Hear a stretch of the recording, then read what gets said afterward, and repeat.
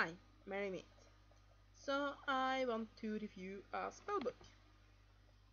The book I want to review is Silver Spells for Protection by Silver Ravenwolf. Now this is the old cover. I know this book has been republished with a new cover. I don't know if the new edition have any extra material. I don't think so, but it might. But just look for the title, because unless you find an old version, it won't look exactly like that. Now, this book is part of a series. I think there's 3 books in it, which is basically small spell books that Silver has written.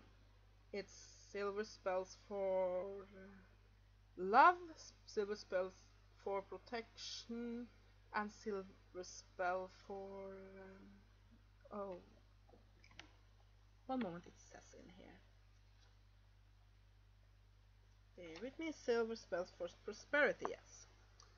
Now, let me just say that if you are not into pre-made spells, then you might as well drop this book altogether, because that's all it is. It's a spell book. So, yeah. This is spells.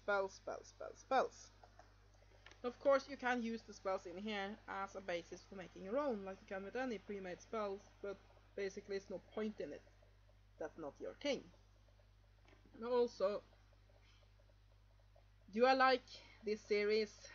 Yes and no. I do find actually a lot of the spells in here quite useful, but at the same time, the pages doesn't contain that much. The book is in a very small format, and it's very obviously written to just suck some money out of you, basically. She probably didn't use that long to write this. Now, whenever I review something written by Silver Ravenwolf, I have to address this author's criticisms, or those that criticize her. I am not on the we hate Silver Ravenwolf bandwagon. I do think she's fluffy, but I don't think that being fluffy is necessarily a bad thing. And I think that when it comes to spells like this, Silver Ravenwolf is very good. I don't think she is the best at the religious aspect of witchcraft. I know some call her Wiccan. She's definitely not a traditional Wiccan.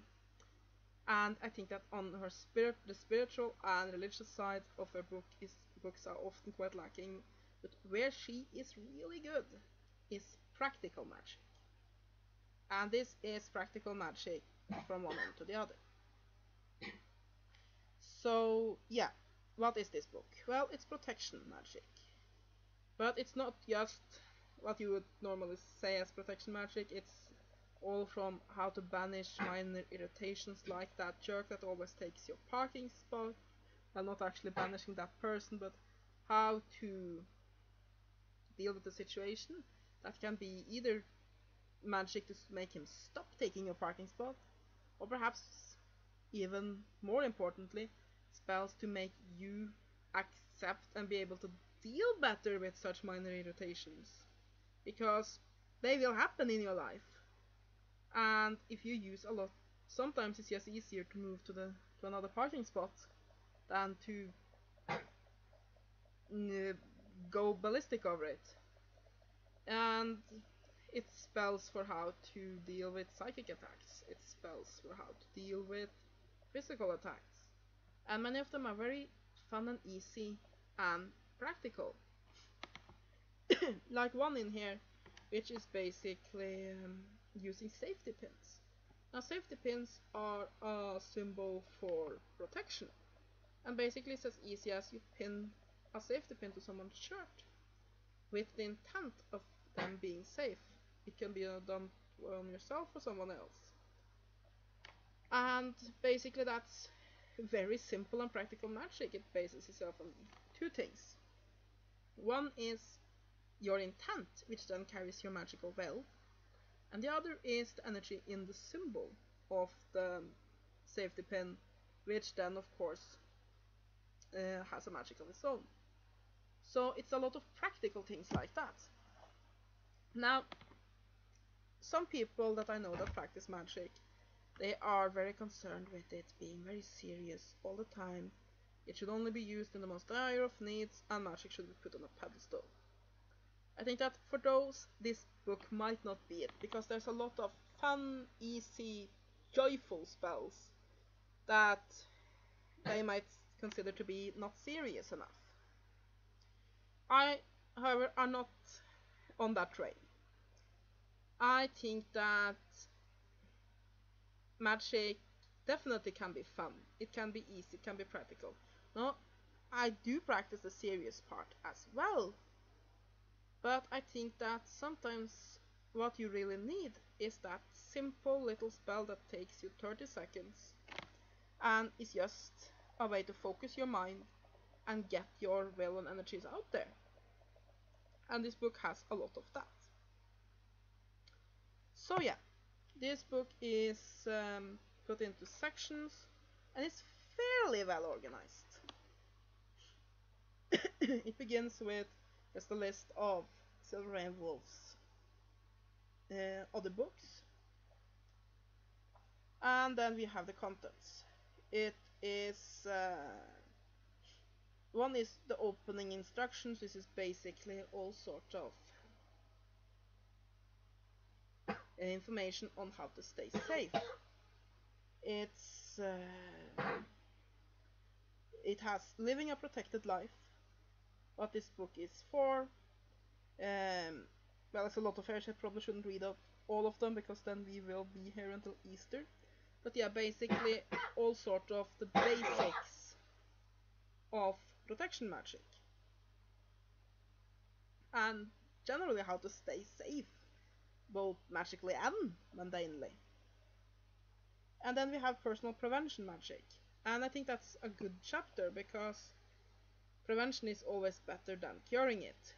Basically, it's always better to just avoid getting into a dangerous situation than to protect yourself or try to defend yourself later. Just as with illness, it's always better to stay safe in the first place, or basically stay healthy. It's always better to take your vitamins and wash your hands often and well than to try to cure the cold when you first got it. So yeah, and it contains everything from divinations to, well, basically it's a chapter how to stay out of trouble magically. And then we have banishing those lesser irritations, which I said is all about dealing with lesser irritations in your life, all from actually solving the problem to working with yourself to not get agitated. There's lots of spells in here for calming your own anger.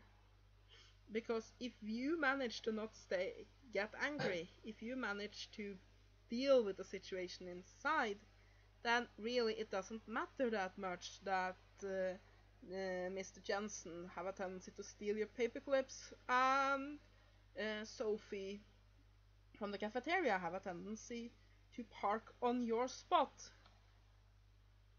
Of course, at times there are situations that has to be dealt with, and there are spells for that too. And then we have when things get sticky, and here we have everything from most basic protection magic to basically curses to bring someone to justice. You have a wide selection here. So yeah,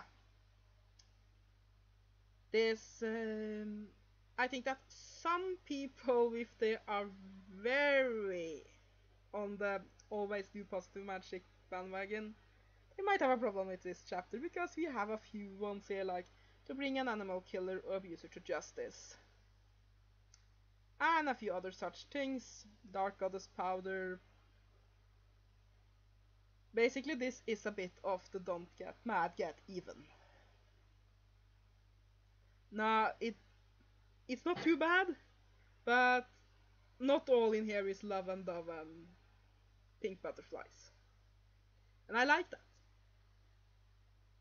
And I mean, if somebody harmed an animal I care about, oh hell! I will probably go harder than anything you will find in this book. So yeah.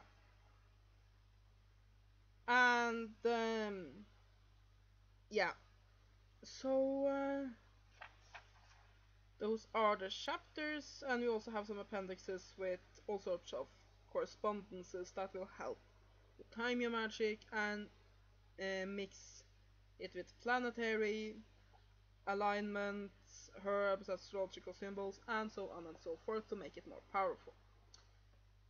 So, do I recommend this book? It depends. If what you're looking for is a collection of various forms of protection, and it's not just even protection, basically how to stay safe and how to get even if somebody wrongs you magic, then yeah, I recommend this book. If you'd like to read spell collections, then yeah, I recommend this book. If what you're looking for is information on general on witchcraft, then you won't find this here. This is a spell book, it's a collection of spells, that's what it is. And also if you're looking for something that's very deep and copied from the pages of a 300-year-old grimoire, this isn't it. So this is light-hearted for the most part, practical, easy and fun. It's fluffy, but in a good way. Now, there's not a lot of information in there. It has a decent page count. Let me see if I can find it. It has 252 actually pages, including the index.